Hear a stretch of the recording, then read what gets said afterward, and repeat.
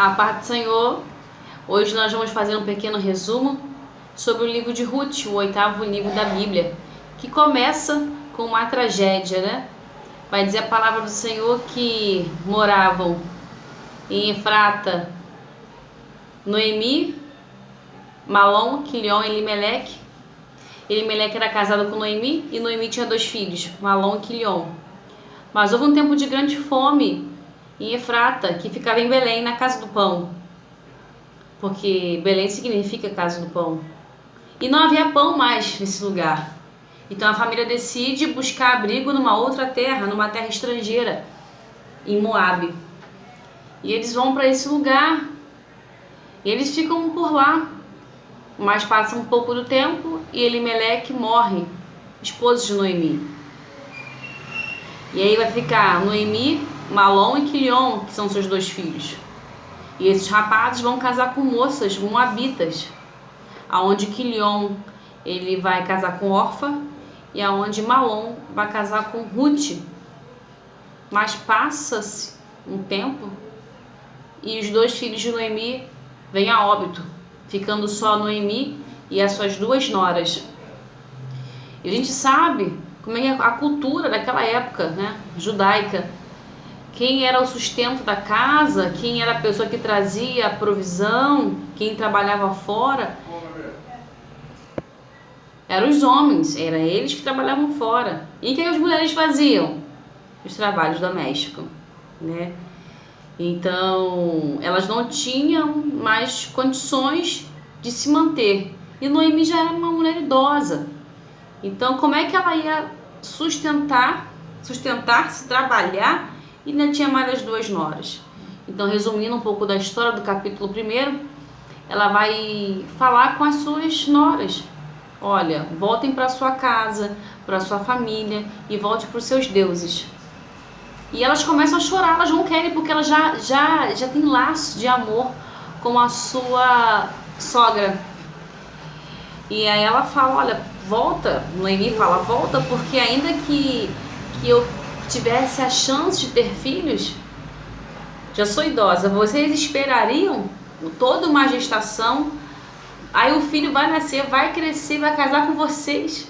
Noemi entende que isso era praticamente impossível e seria injusto até mesmo com as suas noras, que foram noras muito bondosas até com Noemi. E Orfa decide voltar para sua família, ficar na sua terra em Moabe e seguir aos seus deuses. Mas Ruth não. Ruth faz completamente diferente. Ruth ainda vai dizer assim, ó, não me peça para eu voltar, não insista comigo, porque eu vou ficar com a senhora.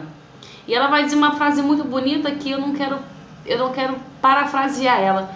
Então eu quero ler junto com você, que está no capítulo 1, no versículo 16, que vai dizer assim: por onde quer que tu fores, irei eu, e aonde quer que pousares, à noite ali pousarei. O teu povo é o meu povo, e o teu Deus é o meu Deus. Onde quer que morrereis, morrerei e ali serei sepultada. E ela continua falando assim, ó, e me faça-me assim o Senhor, se outra coisa eu fizer. Ou seja, eu estou falando isso aqui, eu vou seguir agora o seu Deus, eu vou seguir o seu povo. E aonde você pousar, onde você morar, ali eu vou morar também. E aonde você for sepultada, eu também vou ser sepultada ali. E se isso não acontecer, que Deus pese a mão sobre mim. Era isso que Ruth estava dizendo para Noemi. A Ruth estava abandonando todo o seu passado. Ela estava abandonando o seu próprio luto, a sua dor de perder o seu marido, porque ela conheceu o seu marido em Moabe. Abandonando também o luto do seu próprio cunhado e do seu sogro, principalmente da sua cultura moabita e os seus deuses. E nós sabemos que o povo de Moabe era um povo inimigo do povo de Israel. Nós sabemos que a descendência de Moabe, ela procede do incesto de Ló com as suas filhas, da onde nasceram as nações Amonita e os Moabitas. Ela abandona tudo isso para seguir a sua sogra. E quando ela chega, tô só resumindo, tá, gente? Quando ela chega, né, porque Noemi fica sabendo, o Senhor tá abençoando a terra que eu deixei, a terra do pão, Belém, em Efrata. Vou voltar para lá, porque a Noemi ficou sabendo. Porque as notícias correm rápido. Corriam naquela época, sem rede social, sem Zap, sem Insta. Também corria rápido. E ela ficou sabendo disso em Moab, ela quis voltar. E ela volta. E ela volta para sua terra de origem. E Noemi, não, ela volta somente com a sua nora, com a Ruth. E quando Noemi ela volta, há rumores, igual quando alguém que se muda, né, depois de tantos anos, essa pessoa regressa, tá sabendo quem voltou? Ih, fulano voltou, tá diferente, né? Quando é pra melhor a gente fala, quando é pra pior também a gente fala, a gente repara, né? Fulano envelheceu. Quando Noemi voltou não foi diferente. As mulheres falavam assim, olha quem tá chegando aí, é a Noemi? E a Noemi fala assim, não me chame de Noemi, me chame de Mara, porque eu estou amargurada. Eu perdi meu marido e meus 2 filhos. Eu saí com a mão cheia e volto de mão vazia. Ela saiu com a sua família e volta somente com a sua nora. Ela estava ali demonstrando a sua amargura. E ela diz que foi a mão do Senhor que pesou sobre a vida dela. Só que ela não sabia que a partir de toda essa tragédia, Deus estava escrevendo uma nova história. Deus tem projetos pra gente de um ponto de partida que a gente não entende. Como tinha um projeto para a vida de cada personagem aqui. Mas Ruth, ela chega com boa disposição. E ela fala, ela quer trabalhar quando ela chega.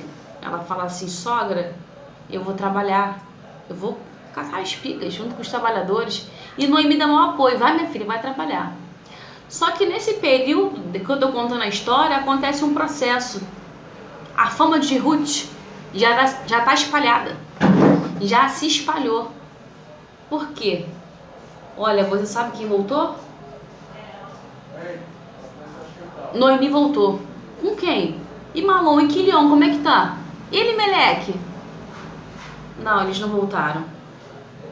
Voltou com quem? Com a nora, com a Ruth. Mas ela é moabita. Mas ela largou todos os deuses, todo o seu passado, para seguir o nosso Deus, Deus de Israel. As pessoas começam a testemunhar da ação de Ruth com Noemi, da bondade, do amor e primeiramente da devoção ao Deus que ela não conhecia até então, conhecia por intermédio da própria Noemi. E ela abandona tudo. E logo no capítulo 2, a gente vê como é que a fama de Noemi ela começa a percorrer, porque ela vai trabalhar para sustentar a sua sogra. E ela vai no campo ali catar as espigas. E ela vai justamente no campo de um homem chamado Boaz. Sabe quem era Boaz? Era um parente de Elimeleque, esposo de Noemi, o falecido, né? E ela vai catar as espigas, mas o dono do campo não está lá, que é Boaz. E a Ruth, ela fala com o moço, o responsável daquela parte do campo, né?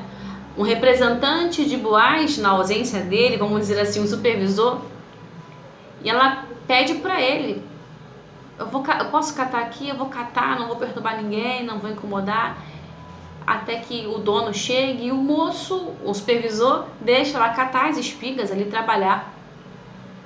E ela começa a catar, trabalhar, né? E aí Boaz chega, naquele mesmo dia Boaz chega. Olha, deu incidência, Deus preparando toda a trajetória, todo o processo dessa família. Noemi não estava desamparada. Embora Noemi achasse que a mão do Senhor estava pesando, não, Deus estava preparando algo muito melhor para ela, que ela não podia entender, mas que ela tinha que passar pelo processo das perdas para poder entender. E aí ela começa a catar e chega Boaz. Aí Boaz fala assim pro moço, quem é aquela moça que tá catando ali as espigas? Aí o moço fala pro seu patrão, Boaz, você não tá sabendo? É a moabita, é a nora de Noemi. E ela está trabalhando até agora, ela está trabalhando direitinho, ela parou um pouquinho para descansar e já pegou no batente, já está trabalhando. Ou seja, você não está sabendo, Boaz? Olha só, você não está sabendo? Essa que está aí é a Moabita. Ou seja, só você que não está sabendo? Tá todo mundo em Efrata sabendo? É o assunto de Efrata, Noemi voltou com a sua nora. Então o testemunho já estava aí já, né? Um bom testemunho ele percorre. Como era o testemunho de Ruth. Isso está no capítulo 2, a partir do versículo 7. E ela começa a catar, resumindo a história. Boaz chama ela para comer juntamente com os seus empregados. Ruth come, ele dá mais mantimento para ela. Ela come, ele leva para sua sogra. E ao chegar na casa de Noemi, Noemi fala: bondoso, seja o homem que deixou você trabalhar. Onde você trabalhou? E ela fala: trabalhei num campo, onde o dono do campo era Boaz. Aí Noemi fala: Boaz é um bom homem, ele é um parente próximo, né? É um parente da gente, né? De Elimeleque, parente próximo. E aí Noemi, uma mulher muito experiente, começa a perceber que Boaz se interessou pelo caráter de Ruth. Boaz era um homem mais velho, né? Boaz se encantou, com certeza Ruth deve ser uma mulher lindíssima, mas tinha um bom testemunho. O que Boaz ouviu deve ter mexido com ele, porque automaticamente na minha concepção humana, isso não está na palavra, essa é a minha concepção humana, ele deve ter lembrado de uma mulher muito especial na vida dele, que foi a sua mãe, a Raabe, que era também estrangeira de Jericó e se curvou ao Deus de Israel. Depois que Raabe se converteu, certamente foi uma mulher íntegra. E ele viu na Ruth exatamente isso. Uma mulher que largou os seus deuses e se tornou uma mulher íntegra, porque servia ao Deus de Israel e quis se juntar com o povo. Então ele se afeiçoa à própria Ruth. Isso é fato. E Noemi dá uma instrução: olha, hoje à noite vai ter ali a ceifa da cevada, e eles vão comer, eles vão beber, coisa para homem, né? Que era só os meninos que faziam isso. Eles vão se confraternizar ali. Quando todo mundo for dormir, você vai até Boaz, espera ele deitar, não deixa que ele te veja, só depois, né? Não durante.